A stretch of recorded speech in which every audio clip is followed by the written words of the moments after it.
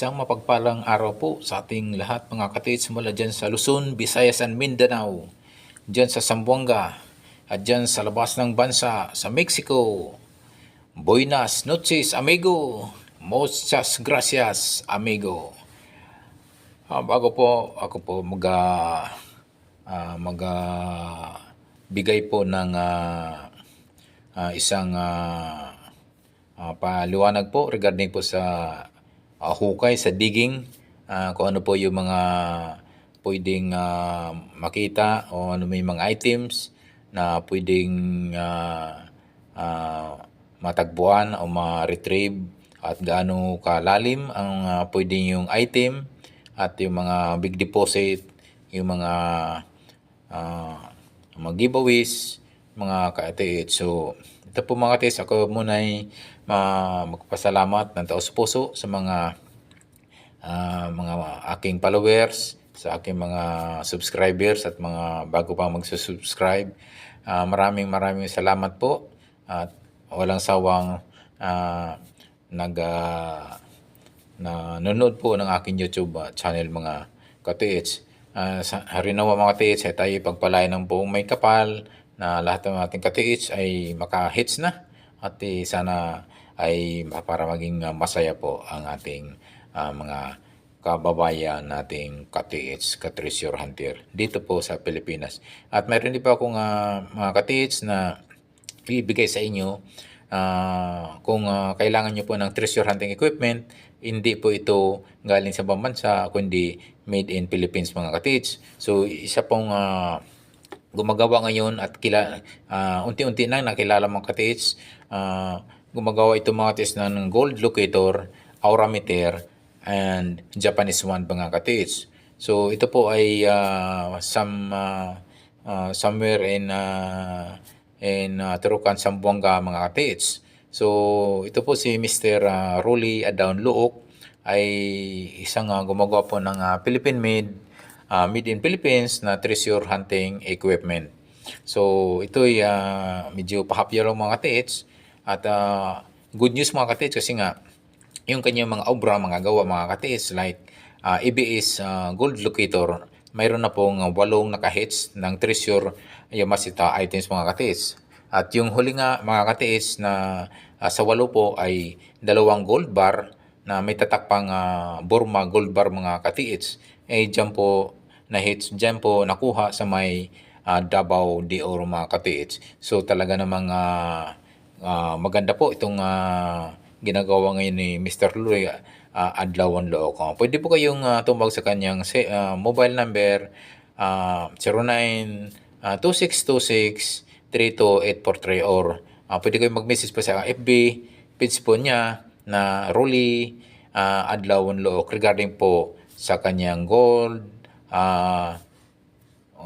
locator mga katiits. So ito po mga katiits ay umpisa na tayo sa ating ito pinapadala po ng isang ito po isang illustration lang po how to dig o paano matukoy at paano ang gagawin po sa paghukay. So ang ating pinaka-topic ngayon paano ang proper, paano ang tamang sa paghuhukay at sa pagdidiging po ng treasure items mga katiits. So ganito po mga katiits, napapansin niyo po yung layering ng lupa. So may halos 4 o 5 klaseng lupa niya mga katiits, from topsoil, organic, then subsoil, then yung sa ilalim, yung mayroon na pinatag na bedrock o yung pinatag na ilalim mga katiits,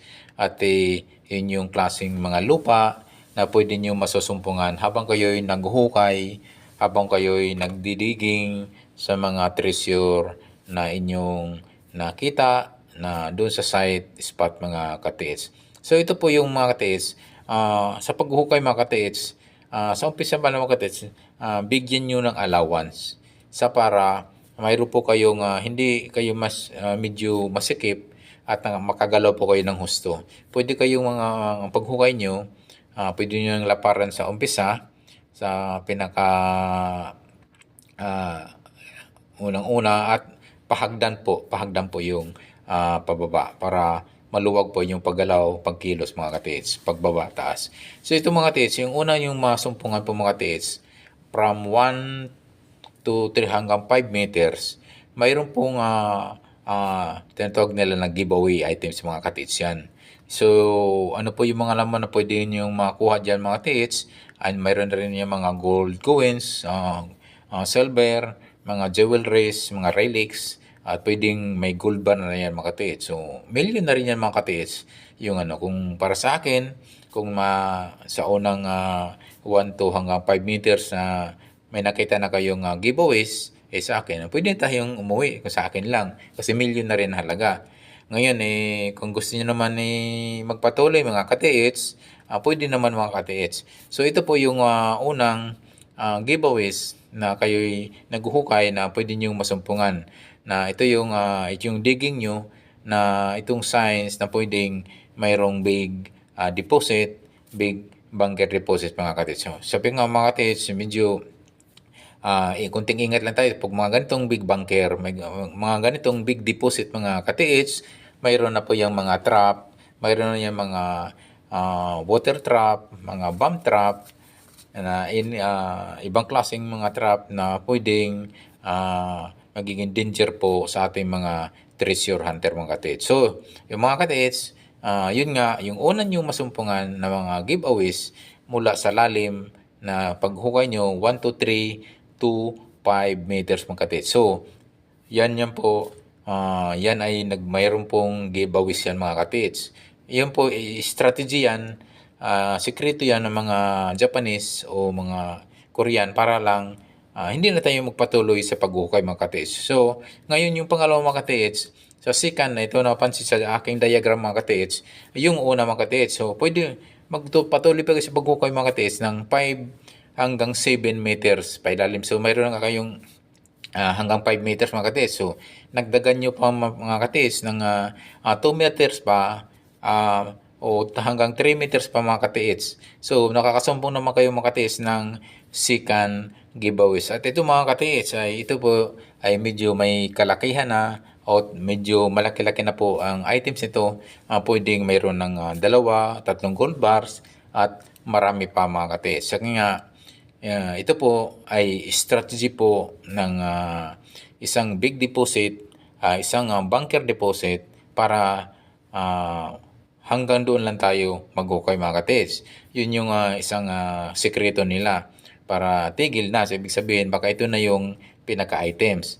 So, yun nga, para sa akin, pwede na akong tumigil at yan ay medyo milyon na talaga din ang halaga dahil nga pwede yung una, halimbawa, yung unang giveaways na mayroong isang gold bar. At alam niyo mga gold bar ngayon, ang isang kilo ngayon ay nasa 3 to 5 million pesos ang isang kilo ng gold bar mga katiits. So ito po, yung sa pangalawang mga katiits, mula dun sa aking illustration na 5 meters na ang lalim at dinagdagan nyo ng 3 meters mula sa 5 o hanggang may 2 meters pa at nakakasumpong naman kayo mga katiits ng pangalawang giveaways mga katiits. Ayan mga katiits ay medyo malaki-laki na po ang items niyan mga katiits. Dahil pwedeng hindi lang isang gold bar yan, pwedeng 2, 3 hanggang 10 gold bar na rin yan mga katiits.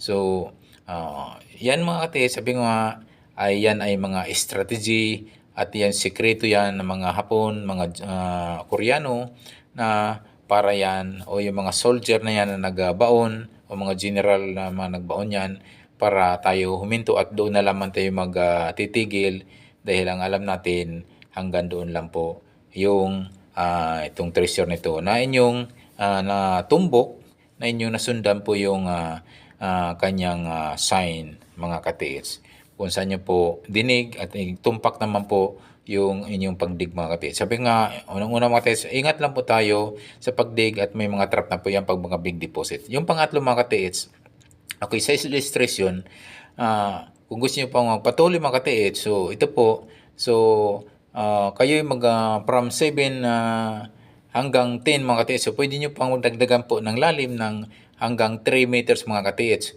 So ito po mga katiits, makakasumbong na po kayo ng isang tinatawag na solid cement rock mga katiits. So nga, kasi yan, ang ilalim na yan mga katiits ay isang malakihan ng deposit mga katiits. Pwede mga ilang volume na rin yung mga katiits na ilang nakapatong-patong na ang gold bar niyan mga katiits. So ito po mga katiits ay isa ng napakahirap na yan kukunin mga katiits. At ingat kasi nandyan na po talaga yan ang mga bomb trap.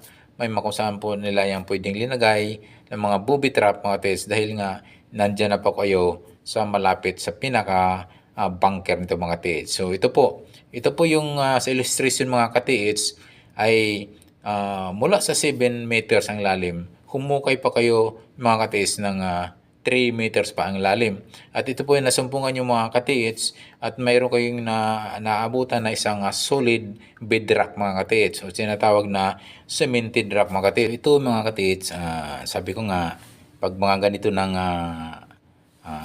ito yung napapansin nyo na po na mayroong mula sa 7 hanggang 10 meters. So, dinagdagan nyo pa ng lalim ng 3 meters at may nakasumpong kayo ng isang solid na cemented rock mga katiits. So, ito po yung nagpahiwatig na ang ilalim niya mga katiits ay isang volume deposit na yan mga katiits. So, ang unang-una mga katiits, ingat po kayo dahil yan po ay mayroon na pong habang naghuhukay po kayo 7 ng 3 meters pauli going down at mayroon na po yung mga trap, may mga booby trap yan mga katiits kasi nga ay isang big deposit na yan mga katiits, isang volume deposit na yan mga katiits andyan sa ilalim po. So lahat po ng area dyan, so dapat baka may mga sign and markers yan ng mga booby trap, mga sign ng danger trap na pwede nyong dapat mapansin yan at hindi lang tayo hukay ng hukay at i-check nyo po niya kasi nga tulad niya mayroon ng dalawang giveaways at ito nga ay talagang pinagpatuloy nyo pa yung pag-digging o paghukay ng 3 meters at itong nakasumpong ko ngayon ng isang cemented rock, isang solid rock na halos kasing kapal po ng mga siguro po mga 2 dangkal o 1 dangkal po ang kapal niyan. So yan po ay ang ilalim niyan ay isang volume items na po yan. Isang maraming gold bar na rin po yan mga katiits. So yan nga mga katiits, ang isang ganyang mga big deposit, nandyan po talaga yan ang mga trap, booby trap, and bomb trap mga katiits. So iba yung ingat mga katiits sa mga ganyang klaseng mga going to big deposit mga katiits. Okay po mga katiits, sana po ako po ay nakatulong po sa inyong digging, lalo pa yung sa paghuhukay po ng mga big deposit bunker at yung mga paano po yung nakasumpong na po kayo ng mga giveaways at ano pa yun dapat yung gawin mga katiits dyan mo. So ito po mga katiits, sana po tayo po ay nakatulong po sa mga katiits po natin. Ito po regarding po sa pag-digging, sa paghuhukay po ng treasure items. Ito po, maraming salamat po sa mga katiits po natin na nagsubaybay. And don't forget to subscribe, yung mga baguhan pa lang natin. At don't forget to hit the notification bell button para updated po kayo sa aking mga YouTube video pang palabas. Thank you so much mga katiits.